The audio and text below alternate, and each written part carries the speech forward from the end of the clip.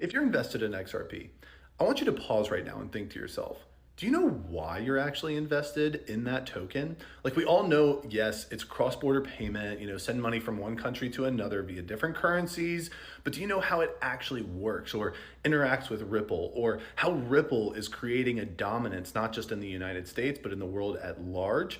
Well, these are uber important questions we have to be asking ourselves, because especially when times are red like this, it is so important to understand the fundamentals of what exactly is going on behind the scenes so we don't make a silly trade. And in this video, I'm going to attempt, although it may take some time, to break down exactly what Ripple is, what is XRP, and how they interact, and then all of these acquisitions that Ripple has and how those help create the framework for an entire world finance system. Okay, so let's start off with the simple questions, and the first being, what is Ripple?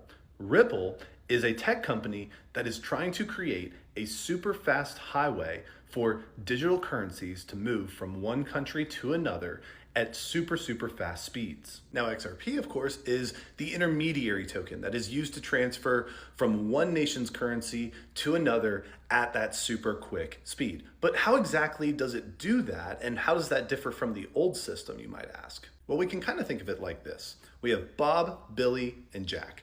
Bob has a skateboard, but he wants a bike. Billy has a bike, but he wants a set of rollerblades. And Jack has a set of rollerblades, but he wants a skateboard.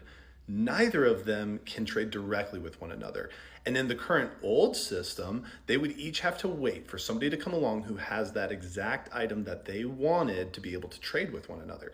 But let's say that Sally came along, and Sally was a trusted intermediary, and all three of them trusted Sally with their items. Well, they could give Sally their item, who could then turn around and give each of them exactly what they wanted.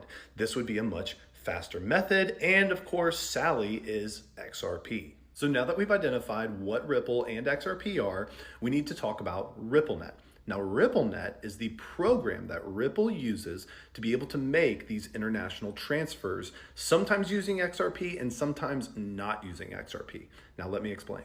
Under one method that RippleNet offers, they're able to offer large institutions and big banks transfers of money across countries, but it's very similar to the old method. Now, it is an upgraded messaging system, but it's still basically the same kind of program, operating in a matter of hours though, instead of days like you see with the SWIFT system. So that's one road that can be taken. Now, there is another road within the RippleNet program, and that, my friends, is the road that uses XRP. Now, if the Ripple clients choose to use the XRP route of on-demand